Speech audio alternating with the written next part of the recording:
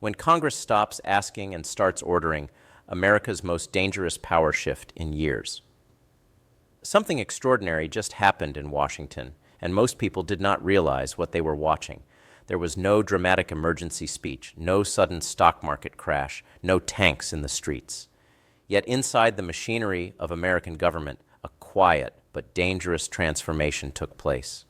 For the first time in years, Congress stopped asking Donald Trump to cooperate and instead moved to command him, not symbolically, not rhetorically, but through formal, enforceable legal authority. That single change has triggered one of the most consequential constitutional confrontations of the modern era. For years, Trump has operated under a simple assumption that institutions are slow, fragmented, and afraid of political backlash.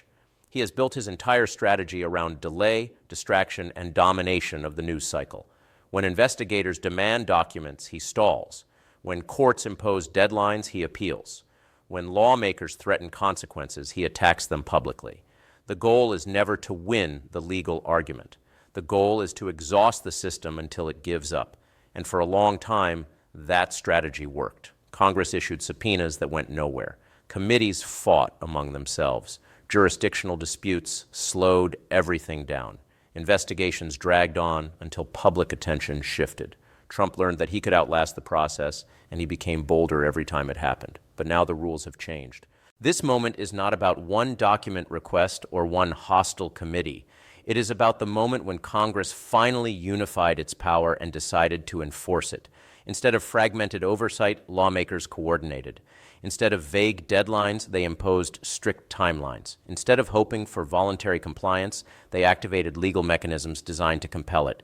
This is the point where oversight becomes force. And once that line is crossed, there is no easy way back. Trump understands this, even if his supporters do not. That is why his response has been so revealing. Instead of calmly asserting executive privilege or filing a narrow legal challenge, he lashed out. He accused Congress of political warfare. He framed the demand as sabotage. He flooded the internet with outrage. What he did not do was offer a clear legal defense. That silence is telling. When someone has the law on their side, they use it. When they do not, they rely on noise. This is where Trump's greatest weakness is finally exposed. He is a master of spectacle.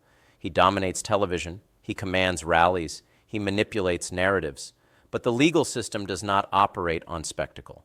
Courts do not care about slogans. Judges do not respond to outrage. Deadlines do not bend to political pressure. And Congress has now structured this confrontation so that Trump cannot escape it through theatrics. What makes this moment even more dangerous for Trump is that it is not isolated. The demand Congress issued is not just one request. It is what legal experts call a hub. It connects multiple investigations, multiple committees, and multiple legal timelines into a single coordinated structure. That means Trump is no longer dealing with one problem. He is dealing with a network of obligations that reinforce each other. If he refuses to comply with one, he obstructs them all. If he delays one, he strengthens the case against him across the board.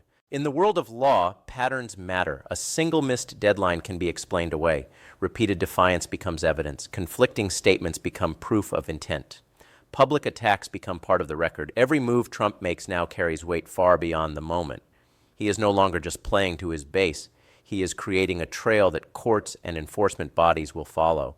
And that is exactly what Trump has always tried to avoid. The trap he now faces has 3 doors, and none of them lead to safety. If he complies, he risks releasing material that could damage him legally, politically, or both. That is why he has resisted so fiercely. If he refuses, Congress moves into enforcement mode, using contempt proceedings, court orders, and accelerated litigation to force compliance. That turns a political fight into a judicial one where Trump's influence is limited. If he delays, he strengthens Congress's argument that he is deliberately obstructing lawful oversight.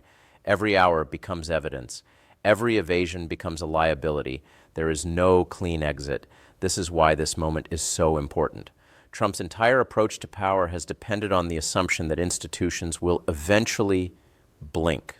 That assumption is now being tested in real time. The involvement of legal figures like George Conway underscores how different this confrontation is from previous ones. This is no longer a battle between political factions. It is a battle between law and spectacle.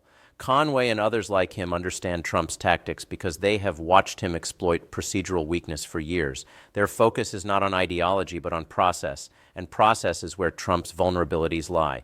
You cannot shout your way out of a court order. You cannot tweet your way out of a deadline. You cannot rally your way out of contempt. This confrontation is not just about Trump. It is about the survival of constitutional accountability. If a president can ignore Congress, even when Congress uses its full legal authority, then oversight becomes meaningless. Checks and balances become optional. Law becomes subordinate to power. But if Congress succeeds in enforcing its authority, something profound happens. The presidency is brought back inside the rules. That is why so many legal scholars are watching this moment with such intensity. This is a stress test of the system itself. Either the institutions hold or they break. There is no middle ground left. The effects of this confrontation are already spreading beyond Washington. Financial markets dislike uncertainty, and this standoff injects uncertainty into the heart of governance. Major donors hesitate. Campaigns delay decisions. Businesses pause investments. When the stability of the political system is in question, money becomes cautious. That alone can ripple through the economy. Internationally, allies are paying attention. They want to know whether American governance is predictable, whether agreements will hold, whether leadership is stable. A government locked in open institutional warfare sends the opposite signal. Adversaries notice as well. They test boundaries. They exploit distraction. They probe for weakness. None of this happens in a vacuum.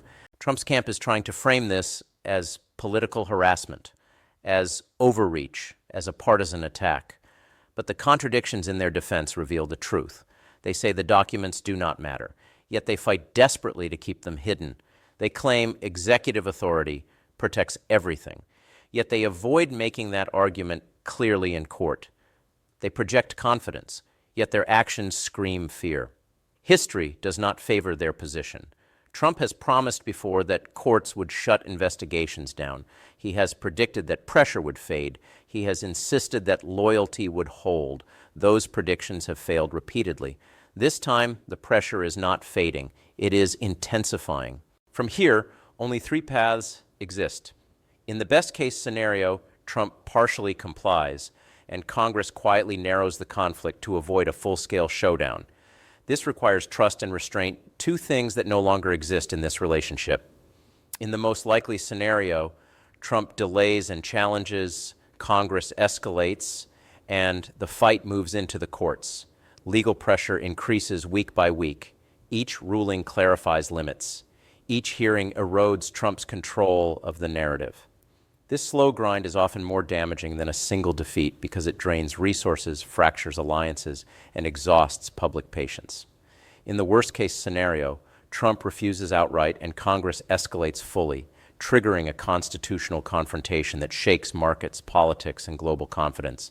No matter which path unfolds, one reality is already clear. The era of Trump ignoring Congress without consequence is over. Donald Trump rose to power by breaking norms. He survived by overwhelming institutions. He thrived in ambiguity. This moment removes ambiguity. This is what happens when the system finally decides to enforce its own rules. The question now is not whether Trump will shout louder. It is whether American democracy still has the strength to make power answer to law. That is the true meaning of this confrontation, and the outcome will shape not just this presidency, but the future of accountability in the United States for years to come.